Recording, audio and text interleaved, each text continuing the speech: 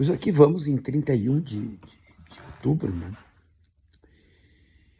E esse tema do Rio de Janeiro é um negócio gravíssimo, né? Seja porque foi a maior ação letal da história do Brasil. Superou Carandiru e tal. Um negócio, né? Aquelas cenas assim, muito parecidas com uma guerra, né? Aqueles corpos estendidos lado a lado, né? Um troço chocante, assim, né? Mas eu vou dizer para você o seguinte, também é chocante a normalização disso. O Brasil é o país que tem no mundo o segundo maior número de cidades violentas. É o Brasil. Essa normalização, essa desumanização completa a partir de pressupostos que se transformaram em pressupostos ideológicos, isso é gravíssimo, né? Isso é gravíssimo. Quem tem alguma preocupação com o Estado, com a sociedade, pode dar uma olhada no mundo e ver coisas que aconteceram a partir de políticas públicas e que resolveram um problema.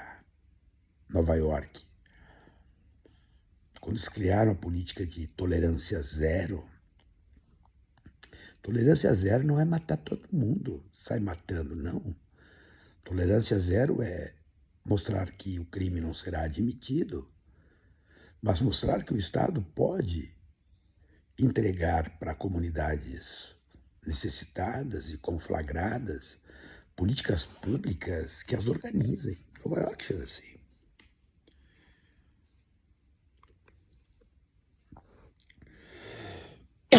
Mas sempre vai vir aqui alguém e dizer assim, mas os Estados Unidos tem um caminhão de dinheiro. Não, os Estados Unidos não só tem um caminhão de dinheiro, como tem outras tantas cidades que são verdadeiros campos de guerra. Se tu descer para a Colômbia, pega Medellín, é um exemplo para o mundo.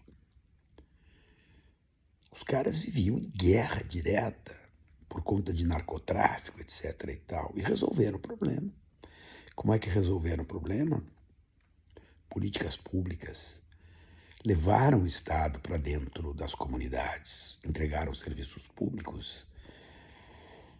O Estado passou a entregar aquilo que os traficantes entregavam.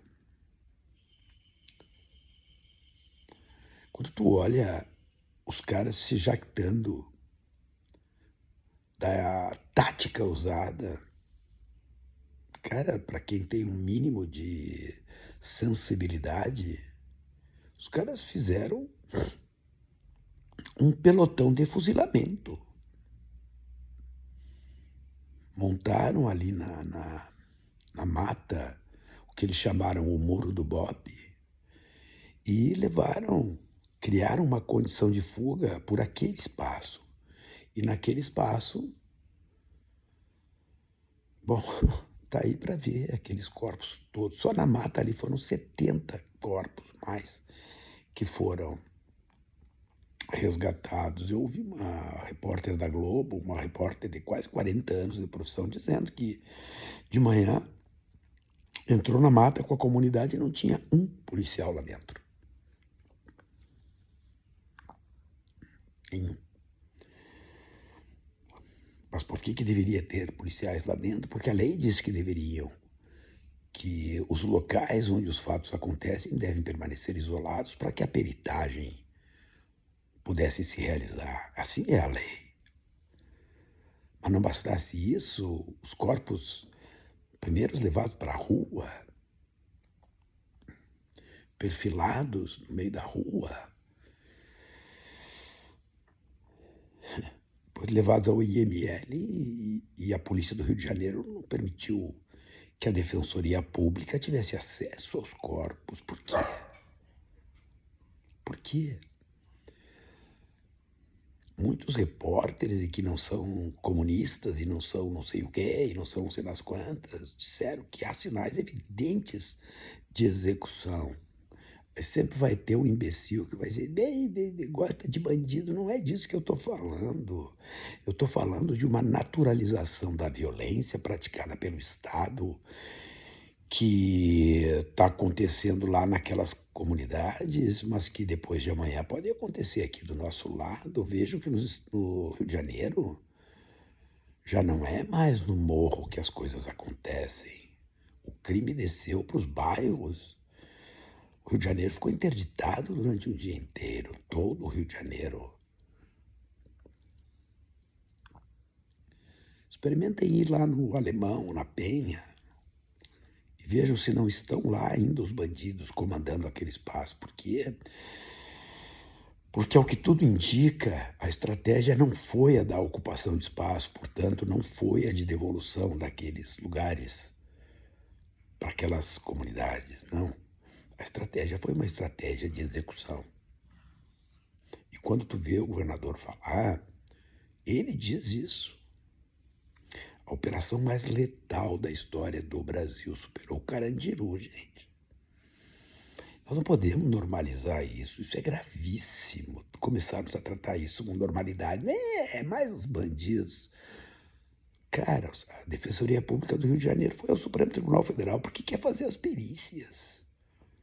Mas por que se faz perícias? Porque o Estado, quando exerce a violência e o faz de forma legítima, na teorização de Max Weber,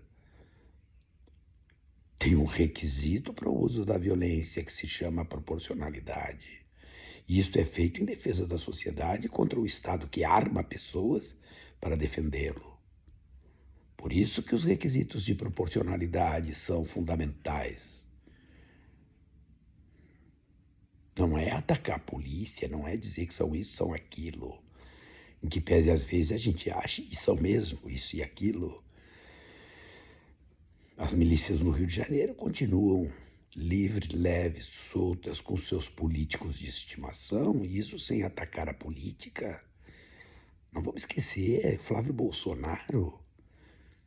Eu não quero fulanizar, mas só para a gente tirar a hipocrisia desta extrema-direita, foi quem condecorou chefe de milícia, empregou mãe, empregou mulher de miliciano.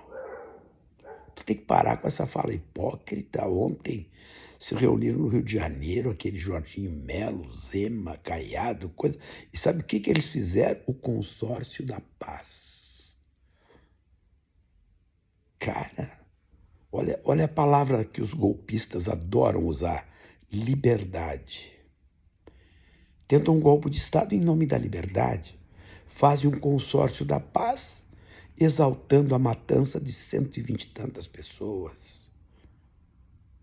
Entre eles, policiais, servidores do Estado, vítimas do processo todo. E quantas outras tantas vítimas teve dessa estratégia do tal de muro do BOPE? Eles dizem isso com orgulho. Estabeleceram uma tática e foi uma tática de execução. Todo mundo está dizendo isso no mundo inteiro. E agora vejam. A normalização disso é preocupante.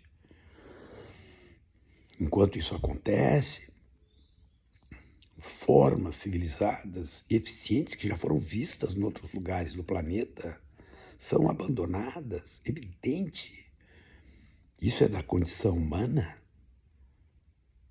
No Rio de Janeiro, isso aí, índices de aprovação até não poder mais. Tu vê aquela entrevista coletiva que aqueles secretários de Estado do Rio de Janeiro deram. Aquilo é um absurdo. A fala daqueles caras, tudo falas eleitorais, eleitoreiras.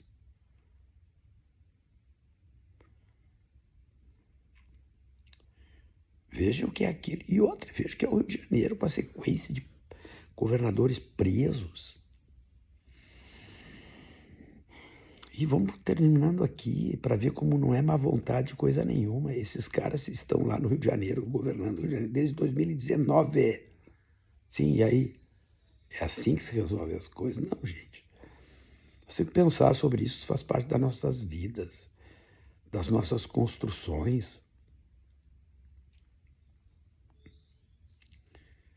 Não é porque isso aconteceu lá no Rio de Janeiro que nós vamos fazer de conta que aqui não está acontecendo. Isso acontece sim. Aqui no Rio Grande do Sul, tu vê o discurso da extrema-direita exatamente igual a isso, ao que fizeram lá. Quando eu digo extrema-direita, eu não estou dizendo por conta de campos políticos, não. Por que a extrema-direita é extrema-direita? Porque ela defende este tipo de postura de eliminação das pessoas, de violência direta do Estado contra a sociedade. Isso é extrema-direita. Quando o Bolsonaro liberou o armamento no Brasil, fez o que fez. Armou quem? Milícias. Comando Vermelho, PCC. Mas isso é fato. Então, quando a gente fala assim, isto é extrema-direita, é porque isso é uma convicção política sobre como o Estado deve se organizar e proceder. Aí tu vê aqueles caras tudo sentados lá ontem, Caiado, Zema, não sei quem, discurso do Tarcísio, consórcio da paz, depois de terem matado aquele monte de gente. Muita notícia vem pela frente, muita notícia vai vir pela frente. E como todas as outras operações que eles fizeram, esse Cláudio Castro fez, essa é a terceira dele, a maior da história do Brasil. Das outras duas, Jacarezinho, não sei o que lá, então, bom, vocês viram que saiu de informação real. Bom, mas depois que estava todo mundo morto, né? Pergunta, dá para entrar no Alemão hoje? Dá para entrar na Penha? Não, não dá. Por quê? Porque o objetivo não foi retomar o espaço e devolver para a comunidade. O objetivo foi criar um fato político. Se eu pensar sobre essas coisas, gente, a gente acha que é tudo blá, blá, blá. Não, não é. Porque o blá, blá, blá gera consequências. E como diria o conselheiro Acácio, né, o grande personagem de Eça de Queiroz, as consequências vêm depois.